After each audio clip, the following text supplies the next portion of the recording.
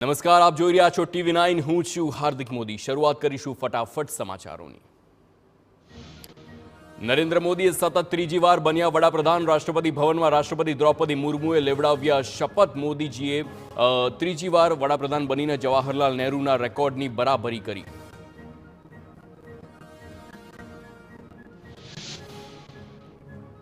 મોદી સરકારમાં 71 મંત્રીઓએ લીધા શપથ. 27 પ્રધાનો ઓબીસી તો 10 પ્રધાનો અનુસૂચિત જાતિના પસંદ કરવામાં આવ્યા. યુવા અને અનુભવી ચહેરાઓને મળ્યું સ્થાન.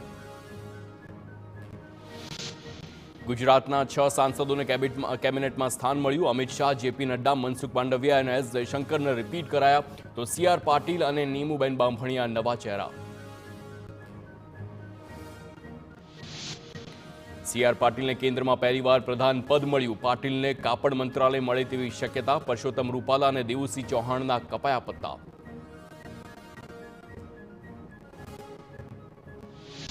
કેબિનેટ પ્રધાન તરીકે અમિત શાહ પણ શપથ ગ્રહણ કર્યા છે. શાહને અગાઉ સોંપાયું હતું ગૃહ અને સહકાર મંત્રાલય. અમિત શાહ ગાંધીનગર બેઠક પરથી 7 લાખથી વધુ મતની લીડથી જીત્યા. મોદી સરકારની ત્રીજી ટર્મમાં ગુજરાતના એકમાત્ર મહિલા પ્રધાન હશે નીમુબેન બાંભણિયા. તેઓ પ્રથમ વખત લડ્યા છે લોકસભાની ચૂંટણી. તેમણે રાજ્યકક્ષાના પ્રધાન તરીકે લીધી પ્રતિજ્ઞા.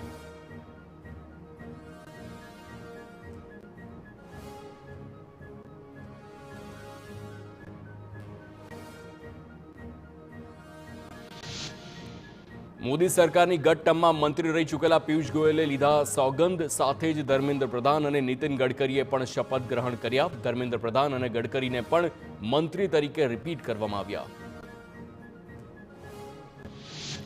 મધ્યપ્રદેશના પૂર્વ CM શિવરાજસિંહ ચૌહાણને પણ મોદી કેબિનેટમાં સ્થાન. સાથે જ પૂર્વ પ્રધાન જ્યોતિરાદિત્ય સિંધિયાને પણ ફરી બનાવાયા છે પ્રધાન. અગાઉ રેલવે મંત્રી રહી ચૂકેલા અશ્વિની વૈષ્ણવે પણ શપથ લીધા.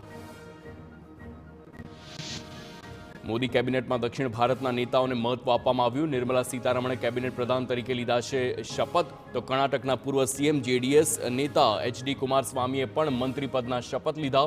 તો તેલંગાણાથી ભાજપના G કિશન રેડ્ડીએ પણ શપથ ગ્રહણ કર્યા. બિહારથી JDU સાંસદ રાજીવ રાજ લલનસિંહે કેબિનેટ પ્રધાન તરીકે શપથ લીધા છે. સાથે જ LJPના ચિરાગ પાસવાને પણ મંત્રી તરીકે શપથ લીધા છે. HMના વડા જીતનરામ માંઝીએ પણ કેબિનેટ મંત્રી પદના શપથ લીધા.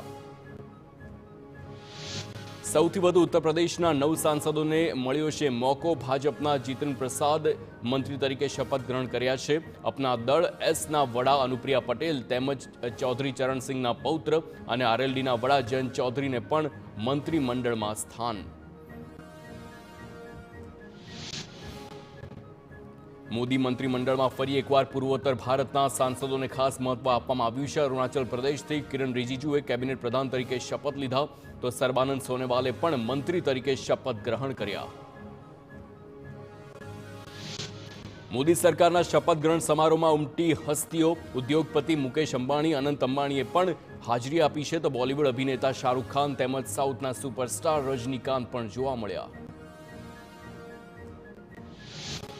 બોલિવૂડ અભિનેતા અક્ષય કુમારે પણ શપથ ગ્રહણ કાર્યક્રમમાં આપી હાજરી. એક્ટર વિક્રાંત મેસી પણ સમારોહમાં જોવા મળ્યા છે. સાથે જ ફિલ્મ નિર્દેશક રાજકુમાર હિરાણી પણ જોવા મળ્યા. મોદી સરકારની ત્રીજી ટર્મની શપથવિધિમાં વિદેશના વડાઓએ પણ હાજરી આપી છે. નેપાળના વડાપ્રધાન પુષ્પકમલ દહલ, મોરેશિયસના વડાપ્રધાન પ્રવિંદ કુમાર જગન્નાથ કાર્યક્રમમાં ઉપસ્થિત રહ્યા છે. બાંગ્લાદેશના વડાપ્રધાન શેખ હસીના પણ સામેલ થયા. સુરતના કેટલાક વિસ્તારોમાં સતત બીજા દિવસે વરસાદ પડ્યો. ગરમી અને બફારા વચ્ચે સુરતના ઉમરપાડામાં વરસાદી ઝાપટા પડ્યા છે. પિનપુર, ચોકવાડા, કેવડી અને ચવડામાં વરસાદ પડ્યો છે.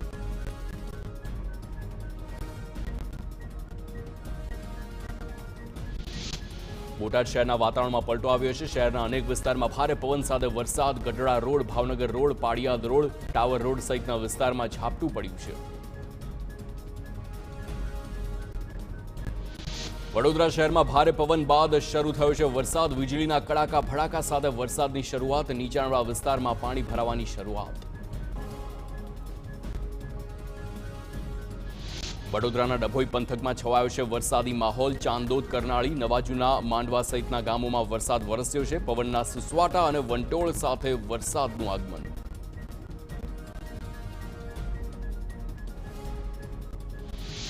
અમરેલી જિલ્લાના વાતાવરણમાં આવ્યો છે પલટો. ખાંભા શહેર સહિત ગ્રામ્ય વિસ્તારમાં વાતાવરણમાં પલટો આવ્યો છે. ખાંભા, બોરાળા, ખડાધાર, ધાવડિયા સહિતના ધોધમાર વરસાદ પડ્યો છે. અમરેલીના બાબરામાં 2 કલાકમાં 2.5 ઇંચ વરસાદ ખાબક્યો. બાબરા પંથકના મોટાભાગના ગ્રામ્ય વિસ્તારમાં પડ્યો છે વરસાદ. ખેડૂતો કરશે વાવણીના શ્રી ગણેશ. સૌરાષ્ટ્રના મધ્ય ગીર જંગલમાં વરસાદની એન્ટ્રી. સુપ્રસિદ્ધ તુલસીશ્યામ મંદિર વિસ્તારમાં વરસાદ પડ્યો છે. આસપાસના જંગલોમાં પણ વરસાદ વરસ્યો. ગીર જંગલમાં પ્રથમ વખતે ધોધમાર વરસાદ. ભાવનગરમાં ઉમરાળા અને વલભીપુર તાલુકામાં વાતાવરણમાં પલટો આવ્યો છે. જોરદાર પવન અને કરા સાથે વરસાદ. નવા ગામ, લીલિયાના, પીપળી સહિતના ગ્રામ્ય વિસ્તારમાં વરસાદી માહોલ. નર્મદા સ્ટેચ્યુ ઓફ યુનિટી અને એકતાનગરમાં ભારે પવન સાથે વરસાદ. નર્મદા, સાગબારા, ડેડિયાપાડા વિસ્તારમાં પણ વરસાદી માહોલ. રાજપીપળા શહેરમાં વાતાવરણમાં પલટો આવ્યો. ડાંગ જિલ્લામાં પણ વરસાદી માહોલ. વેકેશનના અંતિમ રવિવારે સાપુતારા ખાતે પ્રવાસીઓએ વરસાદની મોજ માણી. સાપુતારા તેમજ ઘાટમાર્ગ અને તળેટીના ગામોમાં વરસાદથી વાતાવરણમાં ઠંડક. વલસાડ જિલ્લાના વાતાવરણમાં આવ્યો છે પલટો. વાપી શહેરમાં વહેલી સવારથી જ વાદળો ઘેરાયા બાદ વરસ્યો છે વરસાદ. વાતાવરણ બદલાતા લોકોને પણ આકરી ગરમીથી રાહત મળી છે. હવામાન વિભાગે દક્ષિણ ગુજરાતમાં વરસાદની કરી હતી આગાહી. છોટાઉદેપુરની જીવાદોરી સમાન ઓરસંગ નદીમાં આવ્યા છે નવા નીર. મધ્યપ્રદેશમાં ભારે વરસાદના કારણે નદી 2 કાંઠે વહેતી થઈ છે. જિલ્લાની જીવાદોરી ગણાતી ઓરસંગ નદી ચોમાસા પહેલા જ વહેતી થઈ. ઓરસંગ નદી 2 કાંઠે વહેતા સ્થાનિકોમાં ખુશીનો માહોલ. 13 જૂન સુધી ગુજરાતના ઘણા વિસ્તારોમાં પ્રી મોન્સૂન વરસાદની શક્યતા. ખાસ કરીને દક્ષિણ ગુજરાત અને સૌરાષ્ટ્રના દરિયા કિનારાના વિસ્તારોમાં રહેશે વાદળછાયું વાતાવરણ. મધ્ય ગુજરાતમાં પણ હળવાથી લઈને ભારે વરસાદની શક્યતા. નૈઋત્યના ચોમાસા પહેલા જ રાજ્યમાં વરસાદની આગાહી. અરબ સાગરમાં બની રહેલ સિસ્ટમના કારણે વરસી શકે છે વરસાદ. આગામી દિવસોમાં અનેક વિસ્તારોમાં છૂટાછવાયા વરસાદની પરેશ ગોસ્વામી આગાહી કરી છે. નૈઋત્યનું ચોમાસું ઝડપથી આગળ વધી રહ્યું છે. હવામાન નિષ્ણાંત પરેશ ગોસ્વામીની આગાહી. નૈઋત્યનું ચોમાસું આજે મુંબઈ પહોંચશે, જ્યારે ગુજરાતમાં 14 જૂને ચોમાસું તેનું આગમન થાય તેવી શક્યતા વ્યક્ત કરી.